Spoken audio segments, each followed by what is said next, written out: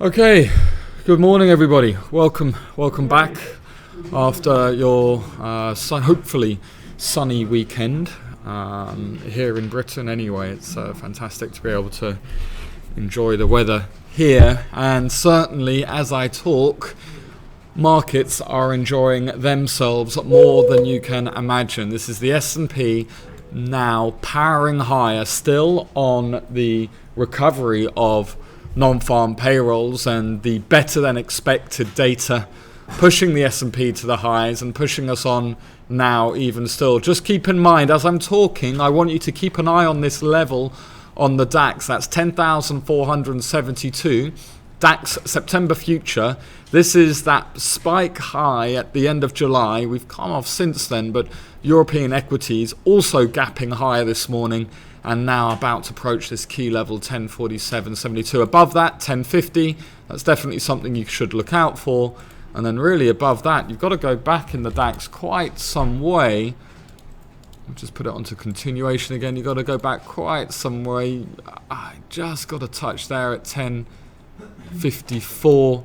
And you can see that actually it's probably after this near-term high, which you've got coming up, which was end of July. Have a look at this at 1052.5. 1052.5. That was the high summer 2015, really.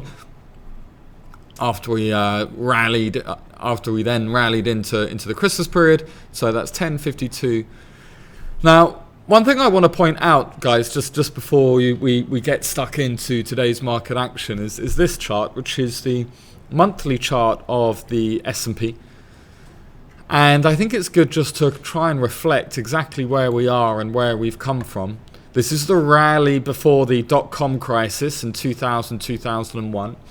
This is then the rally before the Great Recession of 2008, Lehman Brothers crashing, the credit crunch, financial market fallout, the S&P finding an exact low of 666 on that contract. And this is what's happened since that low, and this is what's happening now, and we are still tearing higher in these equity market valuations. It really is fascinating to see, and it's almost reminding me of this chart here, and obviously it's for very, very different reasons and for very, very different fundamentals, but it's reminding me of what it felt like in oil here in 2007, early 2008, where it didn't matter what happened. It didn't matter what news came out. You just had to not overthink it and go long. And you had to not overthink it and go long until, of course, we all know what happened then in oil pretty sharply in 2008. Now, I don't think the same is going to happen in equities, but it does mean when it comes to trading strategies, you got to think about what other people are doing. And this is why I posted a video actually on social media on Facebook straight after the non-farm payrolls data, and that was of me being long the S&P, and I was long the S&P, if you remember, around these levels, 2165, and my rationale for that was that jobs data alone isn't going to change the Fed hiking cycle. We're still going to likely just about get an interest rate hike in December, and pretty much certainly not before. So the fact this is good data, the fact that consumers might have more money in their pockets, is just the Goldilocks scenario for equities. And I showed that clip when I was long the S&P, and I was expecting the S&P to push on higher as soon as we got the cash market open, volume came in, and that's exactly what happened. And equities are absolutely loving life at the moment, so please do be careful. If you are an uber bear, there's enough out there to keep the bulls active. This morning, China balance of trade data came out better than expected, 52.3 billion versus 48.87, so better than expected data out of China. We've also had better than expected data out of Germany. Industrial production month on month rose 0.8% month on month, following a downwardly revised 0.9% in May. So slightly above market expectations out of Germany. That's definitely helping the buoyancy of the DAX. Don't get in the way of this yet, even if you are market bear. Another thing I wanted to remind ourselves of, though, I showed it just in the S&P then, really, was that Augusts aren't always quiet. And people that expect quiet market activity in the summer period because of light volume, well, you can have a shock on your hands. Let's just have a look at what happened last August in the S&P. We were around these highs, hovering around 2100. You remember last year that was the key level, 2100. And in very quick succession, we then had a sell-off of 14% in August last year. And this was obviously for, what we now call the Great Fall of China, when the Shanghai comp was falling by double-digit losses every single day. It wasn't too long before that, in August, that we had the US downgrade debt, and again the S&P is suffering as well. I'm not saying this is going to happen this August, but in light market volume, surprises do happen. So just keep an eye on that. Actually, Morgan Stanley, one of their strongest recommended trades now for the rest of this year, is to go long the VIX. And if you don't know what the VIX is, that's something called the volatility index, and people tend to pay more for the VIX if they think there is going to be a sharp correction in equity prices. So bear that in mind. Going on in other news then, Italian banks are coming under a bit more pressure this morning. It looks like the world's third largest rating agency, if you like, or the fourth largest, DBRS, is putting them on credit watch after markets closed on Friday. So this would really downgrade or put into question a significant downgrade again on Italy, which might make it hard for the ECB to continue to buy Italian bonds, believe it or not. I mean, just the type of crisis that we're getting into, the perfect storm, if you like. But global stocks around the world, 12 months high, data, any positive data now that there's no resistance, certainly in US equities up at these levels, you can get significant gains. There's really no one's interested in selling. People won't be interested in selling until other people are interested in selling. It is a behavioral approach to trading that you now need to adopt. Good article in the FT this morning. Well, of course, I'm biased, but talking about the 3 reasons why you have to go long gold with this continued monetary policy loosening. The one big thing that will weigh on that trade, though, of course, as you know, is the strengthening US dollar. And this is how the euro US dollar reacted to that non-farm payrolls data on Friday. Let me just give you the recap of that exact data, so you're just in case you missed it or you've been hiding under a rock.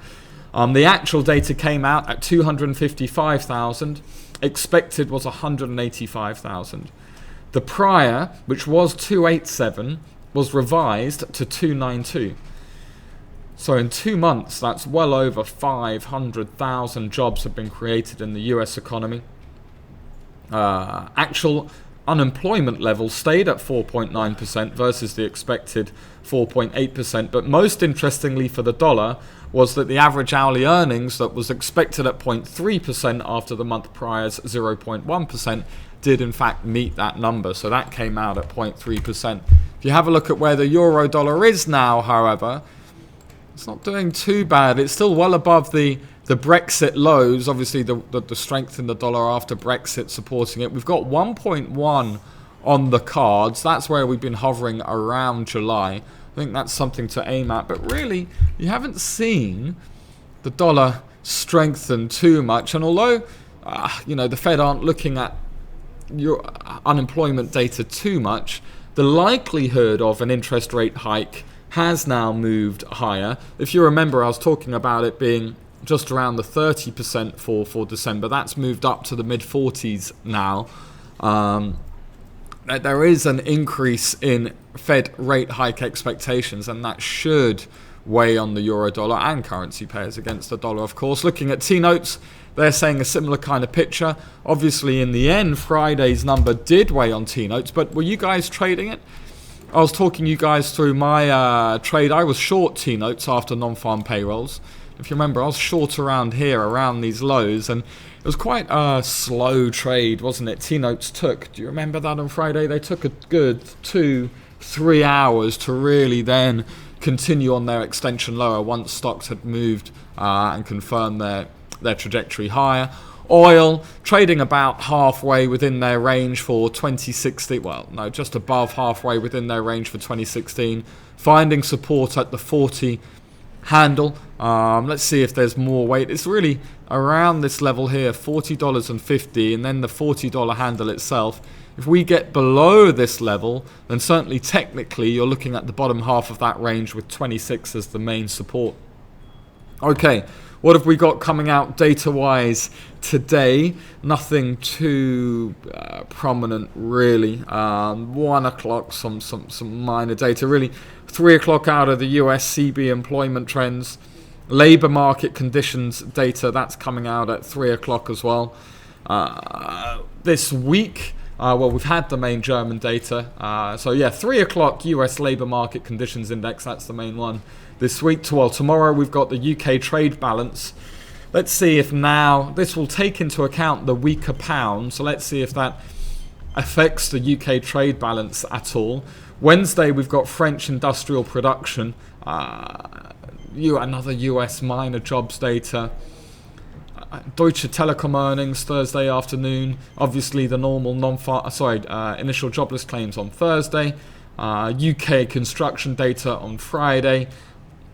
Some big US data on Friday. US retail sales, PPI, business inventories, Michigan sentiment. So no significant data until we get to Friday. Definitely the way to have traded these markets has been, certainly last week, to keep your powder dry and then get active over the data in that half an hour period after the data. What I showed you last week on Friday, 2 types of ways of trading this data. One way would be 5 seconds up to 10 seconds after the data release, but not before. You have the fast money move, that you're taking advantage of the momentum of that data. If you miss that, the next type of trade is much slower, much more thoughtful, much more patient, waiting for the dust to settle. And for you guys who are slightly newer to this type of trading, that second method would be perhaps better performing for you. The people that lost money on Friday were those that jumped in and then didn't control themselves. If they did lose a bit of money, trying to make it back and trading their P&L rather than the opportunity in front of them. Happens every time, every single time we get market volatility. Okay guys, so as I speak, equities on all-time, never seen before highs in the United States. Amazing to think that the level 2200 will be touchable in the S&P today. Yes, you heard me right. That's 2200 could be reached in the S&P today. Every time the S&P touches and pushes just about on that green line on your ladder, you can celebrate in the fact that nobody that has ever lived or has ever traded has traded that price that you're now trading. Okay guys, good luck, have a good session, have a good week. It was a good week last week, we had a lot of market activity. It's likely to be slightly more quiet this week, but we are expecting Janet Yellen to speak at Jackson Hole at the end of August. Any noises coming out from the Fed about what they think this data means for their trajectory of Fed rate hikes will be very interesting indeed and something to take hold of. Have a good session guys, I'll see you in the room.